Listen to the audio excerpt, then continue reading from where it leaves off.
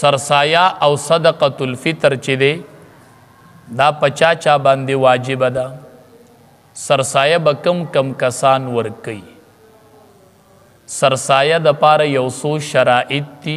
اول نمبر چې دا سړی به مسلمان وي په کافر باندې سرسایه ورکول چې دی هغه واجب نه دي دویم دا د چې دا سړی به آزاد وي غلام به نه وي نو نن سبا خو چونکې غلامان نشته دی دریم شرط دا دی چې دا سړی به د نصاب مالک وي یعنی دی به مالدار وي دی به مالدار وي مالدار چاته وایي د شریعت په اصطلاح کې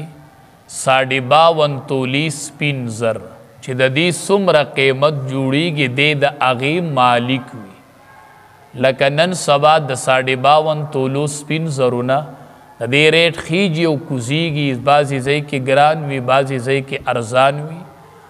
خو د وسني نرخ مطابق داسې 77-78 هزار روپۍ ترې نه رغېږي دوه کم درې کم 80,000 روپۍ دا چې د چا سره وي نو د شریعت په اصطلاح کې چې دی نو دا سړی چې دی دی مالدار دی چې دا پیسې ورسره وي یا ورسره دا نغدي وي یا د دې دکان دی یا دا چاته قرض دی خو په دې شرط چې دا د حوائجو نه زائدي وي لکه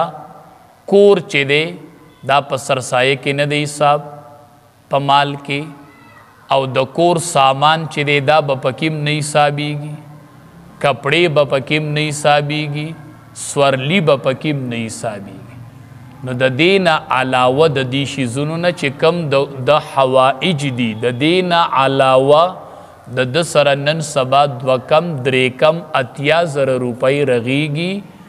د 52 تولو سپین زرو قیمت نو دې ته د شریعت په اصطلاح کې دا سړی چې دی دی مالدار دی او په ده باندې سرسایه صدقۃ الفطر ورکول چې دی هغه واجب دی او کو دا ورسره نه نو د شریعت په اصطلاح کې د ته غریب وایي په ده باندې بیا سرسایه ورکول چې دی هغه واجب نه دی دی بیا غریب دی او دی بیا د بل نه سرسایه اغستلی شي سرسایه چې دا اصل کې علما وایي دا چې بنده باندې واجب کیږي نو چې د اختر سحر شي نو په سړي باندې سرسایه واجب شي مثلا یو سړی د اختر د سار نه مخکې مړ شو نو په ده باندې سرسایه واجب نه ده ځکه سرسایه د اختر په سار واجب کیږي یا یو ماشوم د اختر په شپه باندې پیدا شو نو په ده باندې سرسایه واجب ده ځکه چې د اختر په سار خودی شته دی خو به هر صورت علما وی مخکی ورکولی شي خو مستحب دا د علما وی چې د اختر مانزل وتلی نه او د هغې نه مخکې ورکي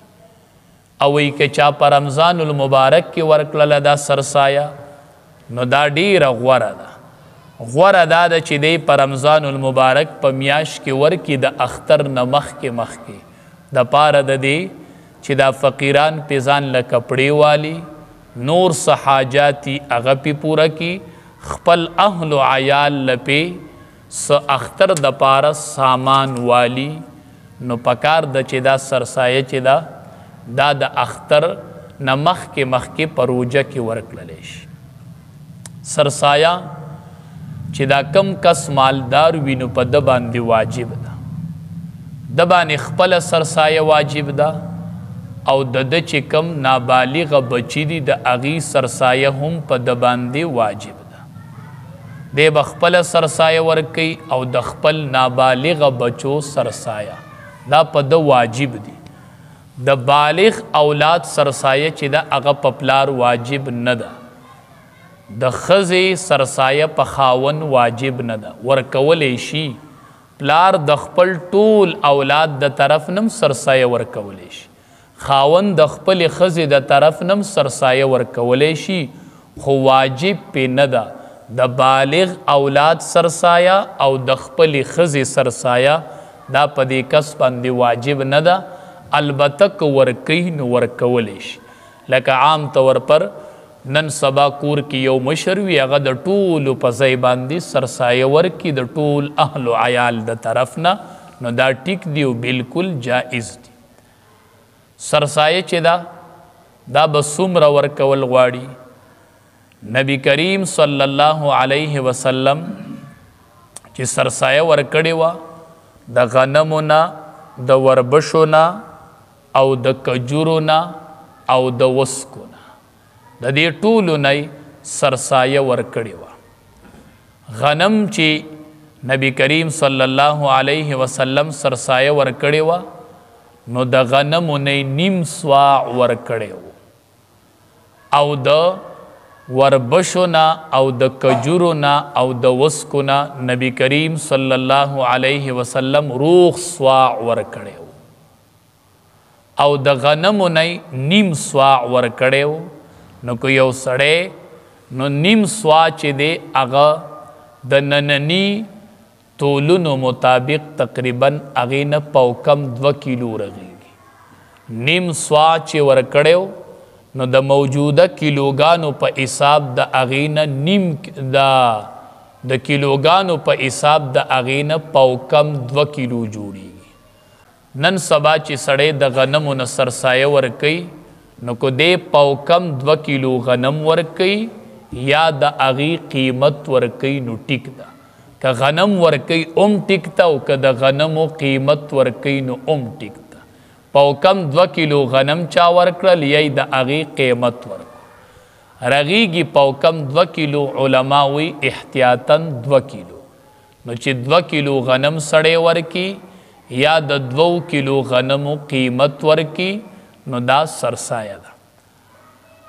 او علماوی پکار دا د چې سړی قیمت ورکي ځکه دا د فقراو د پاره ډیره نپنمن ده، ډیره نپمند ده. نن سبا چې سړی د فقراو حالت ته ګوري نو که قیمت سړی ورکي نو د 2 کیلو د غنمو ریټ پاو کم 2 کیلو خو احتیاطاً 2 کیلو د غنمو ریټونه مختلف چلیږي. مونږ ډیر ځای معلومات وکړل 5,500 نه واله د 6,000 پورې د غنمو سټه چلیږي. نو چې په 6,000 روپۍ باندې سټه شي د 2 کیلو غنمو قیمت چې دی هغه 120 روپۍ شولې. نو د 120 نه لږه کم راځي ځکه چې پاو کم 2 کیلو دی چې په 80 روپۍ باندې کیلو شوله، چې په 6,000 روپۍ باندې سټه شي نو په 60 روپۍ باندې کیلو رالاله. نو د 2 کیلو غنمو چې دی